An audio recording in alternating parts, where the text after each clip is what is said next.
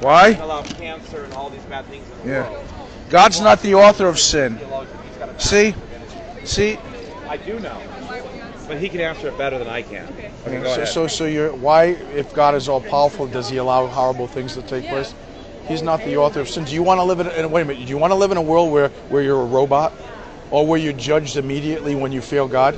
Is that the kind of world you want to live in? Do you understand? I want to lay down this so you can answer me. I know, but I've heard this all before. Okay, well, so then explain. So what kind of world? You're going to argue that if the only way that a world could be good is that we were all robots and God would control us. But if He was all powerful, couldn't He create a world where we truly had free will, but we just always happened to do the right thing? We were going to that world. You're going to say that's impossible, but it's We're not. going to that world. No, I wouldn't say that. We're headed to that world. Then why can't that exist now? Because why? You don't because have an answer, do you? Yes, we do. Then yes, why I are you do. saying because? Because you haven't let me finish yet. Okay.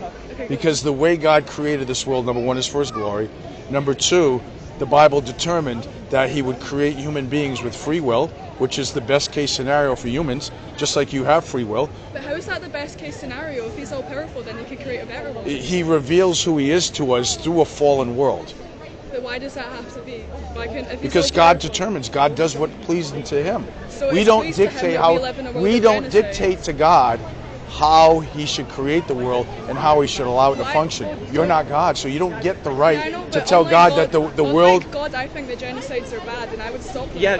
Wait a minute. Genocide is bad. It I is. agree with you. Then why is cancer. Why is that world pleasing to Him then? Well, he can answer that better Say than that I can. again? Why is that world pleasing to Him then? Because it brings Him the most amount of glory. Why does genocide bring Him glory? Do you know what mercy is? Yeah. Would you know what mercy is if God judged you immediately and slayed you once you sinned against Him?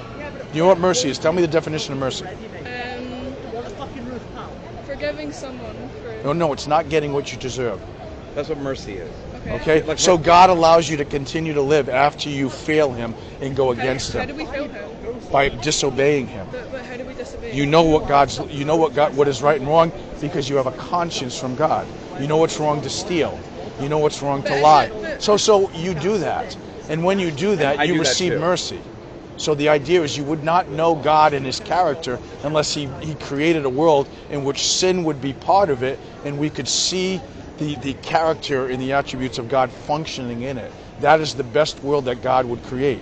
And He allows you to continue to deny Him and to resist Him, and He hasn't killed you yet. That's what mercy is. You're still alive. So now you know what mercy is. You wouldn't know that if He just killed you immediately upon you choosing against Him.